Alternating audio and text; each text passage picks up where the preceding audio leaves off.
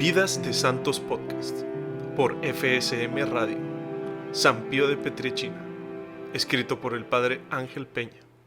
Capítulo 2. Vida religiosa, la vocación. Desde muy niño, sintió Francesco inclinación a la vida de piedad y se entregó totalmente a Dios. Por ello, pensó en dedicarle su vida como religioso. Pero, ¿por qué escogió ser capuchino y no otra orden religiosa? Durante su infancia, llegaba de vez en cuando a Pietrelcina el hermano capuchino Camilo de Santa Elia a Painisi, con la larga barba, con la sonrisa a flor de labios y amigable con todos.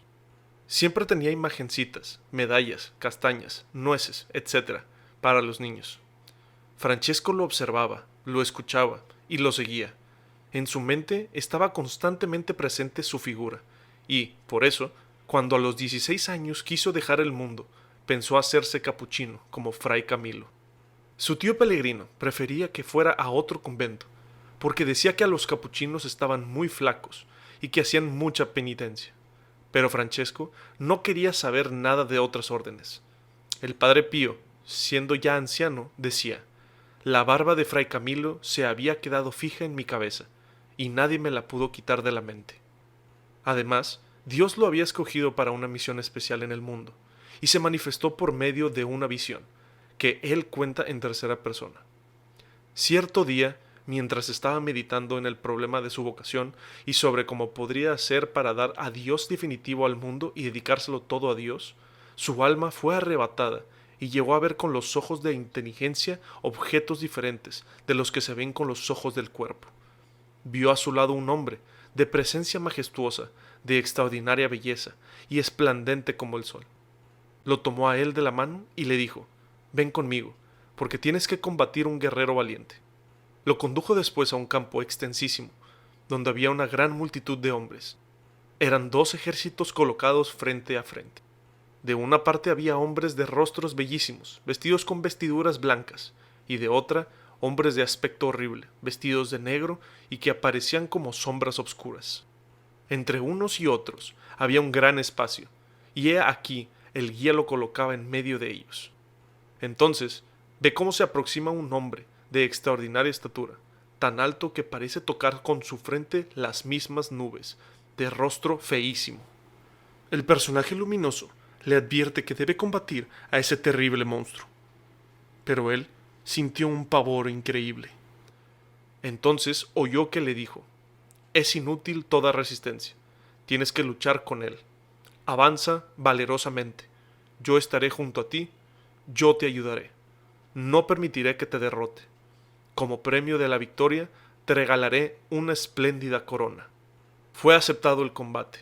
El choque fue espantoso, terrible, pero, al fin, con la ayuda del guía luminoso, lo derrotó y lo puso en vergonzosa huida. El monstruo, rabioso, se refugió detrás de la multitud de los hombres de horrible aspecto.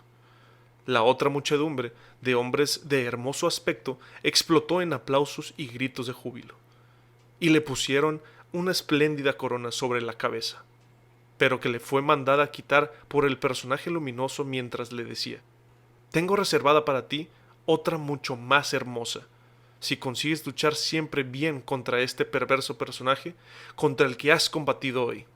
Ten presente que ha de volver una y otra vez al asalto. Combate valerosamente y no dudes nunca de mi ayuda». El significado de esta visión lo entendió 5 días antes de su partida para el noviciado. Era el 1 de enero de 1903. Su alma se vio envuelta en una luz interior muy intensa. Penetrado de esa luz purísima, comprendió de forma clarísima que la entrada al convento para dedicarse al servicio del celestial Rey implicaba exponerse a la lucha contra aquel hombre monstruo del infierno con el que había tratado toda una dura batalla en la visión anterior. Una visión fortaleció su alma para dejar el mundo y entregarse a Dios. La última noche de su estancia en el pueblo, antes de partir al convento, tuvo otra visión. Esta visión fortaleció su alma para dejar el mundo y entregarse a Dios. La última noche de su estancia en el pueblo, antes de partir al convento, tuvo otra visión.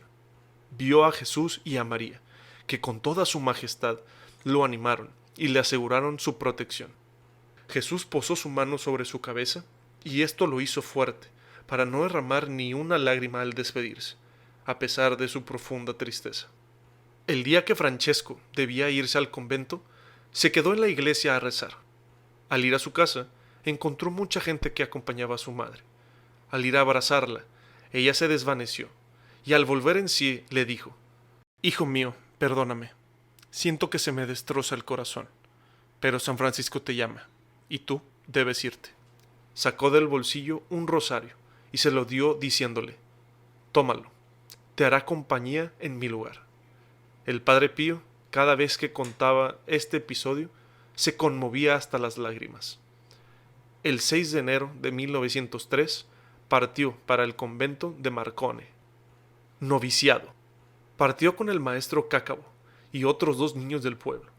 Al llegar a Marcone, lo recibió Fray Camilo, quien lo abrazó con simpatía y alegría, diciéndole: «Bravo, Francesco, has sido fiel a la promesa y a la llamada de San Francisco».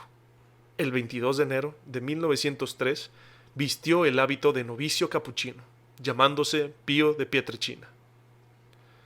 Su mayor mortificación le tenía en el comedor, pues comía poquísimo y debía dar cuenta al padre maestro o al guardián superior si dejaba algo y por qué. En ese tiempo estaba flaco, pero saludable. Cuando hacía la oración en común, lo hacía sobre la pasión del Señor, lo que lo hacía llorar, dejando sobre el pavimento un pequeño charco de agua. Por ello, tuvo que poner un pañuelo en el suelo para que así no se viera el agua. Su profesión religiosa de votos temporales por 3 años fue el 22 de enero de 1904. Para ese acontecimiento llegó su madre, su hermano mayor, Miguel, y su tío Ángel Antonio. Su madre lo abrazó después de la ceremonia y le dijo: «Hijo mío, ahora sí eres todo un hijo de San Francisco». El día 25, acompañado del padre Pío de Benevento, Fray Pío y Fray Anastasio partieron hacia el convento de Santa Elia a Pianici para continuar sus estudios. En el mes de septiembre de 1905 estaba una noche orando en su celda y sentía en la habitación de al lado un ruido, como si Fray Anastasio estuviese dando vueltas por no poder dormir.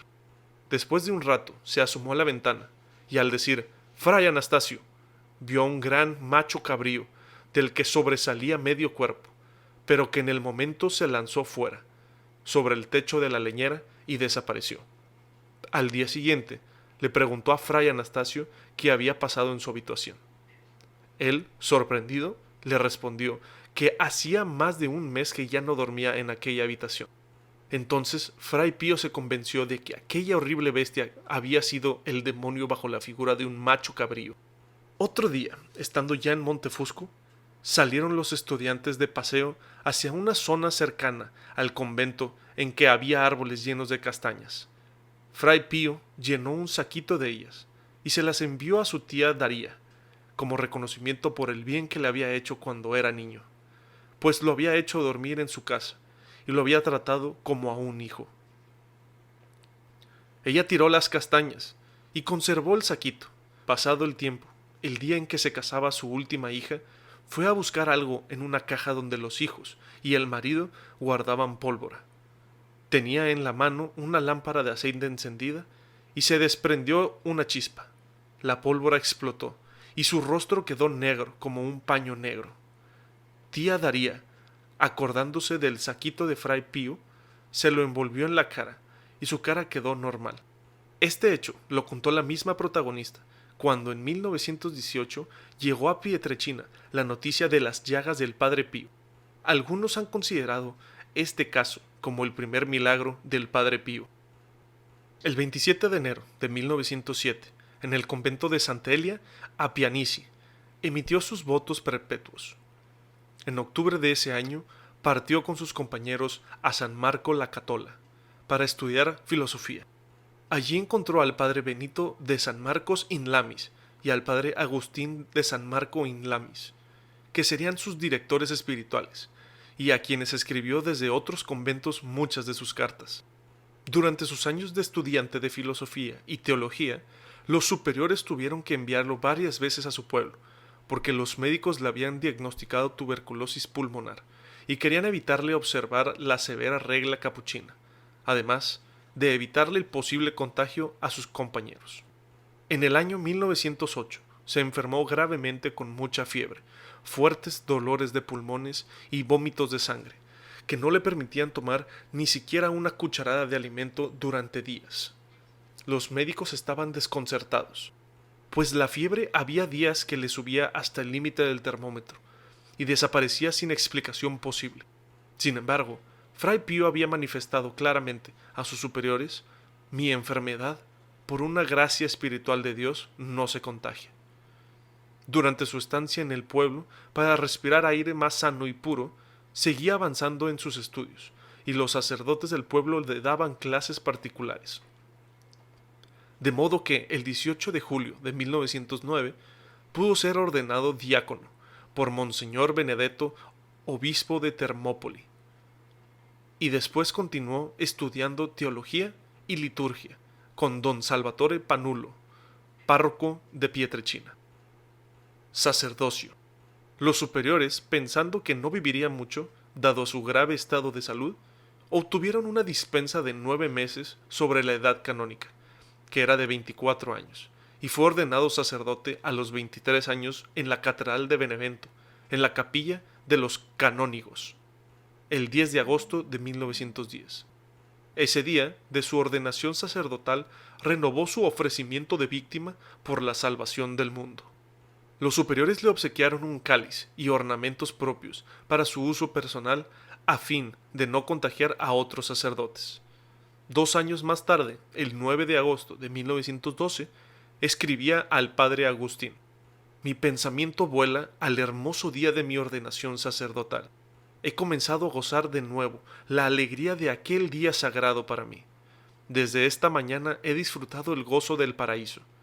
¿Qué será cuando los gustemos eternamente?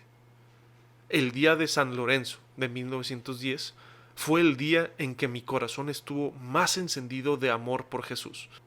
Qué feliz fui y cuánto gocé aquel día.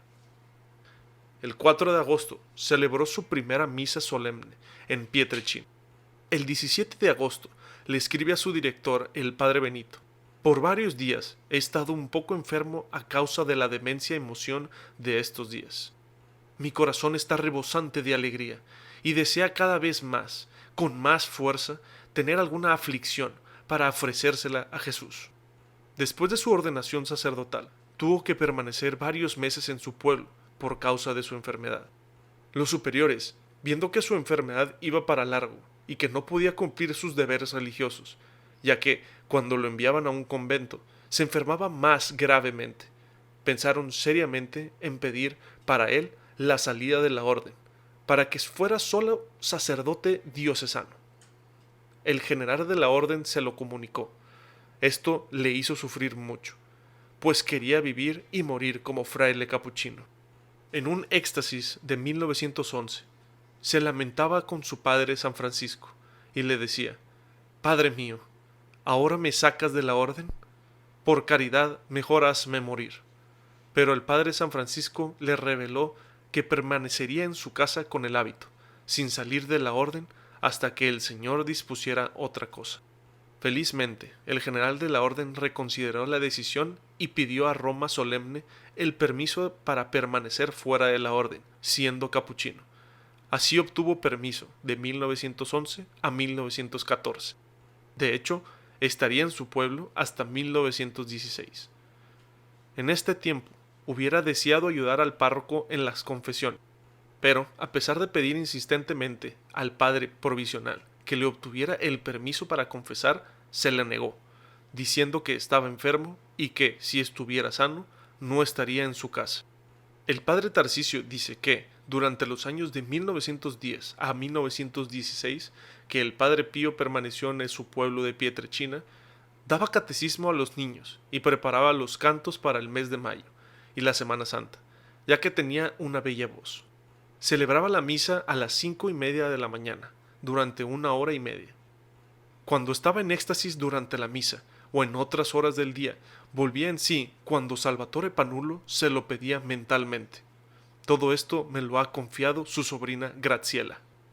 Dice el padre Agustín, su director espiritual. En Pietrelcina solo sabía algo de los fenómenos sobrenaturales del padre Pío. El arcipreste Panullo, pues yo le informé, dado que el padre Pío debía confesarse con él mientras estaba en el pueblo. Ya entonces la gente lo consideraba un santo. Una vez una persona me dijo, si usted nos lo quita, le rompemos la cara. Y en una ocasión me amenazaron de verdad. Un día, después de la misa, el padre Pío se fue a dar gracias detrás del altar y cayó desvanecido. Al mediodía todavía no despertaba. El sacristán lo vio en la tierra como muerto y corrió a decírselo al arcipreste, quien le dijo que no se preocupara, ya que resucitaría. Fue a la iglesia y dijo, Padre Pío, vuelve en ti, y así lo despertó. El padre Pío preguntó, ¿qué hora es? Ya es pasado el mediodía. ¿Me ha visto alguien? No, no te ha visto nadie. El padre Pío se frotó los ojos y salió. Esto lo contaba Rosina Panullo, sobrina del arcipreste. El 17 de febrero de 1916, los superiores intentaron de nuevo enviarlo al convento de Foggia, y allí estuvo 7 meses en el convento de Santa Ana. El mismo día de su llegada, fue a visitar a su hija espiritual, la señorita Rafaelina Serasa, que estaba muy grave.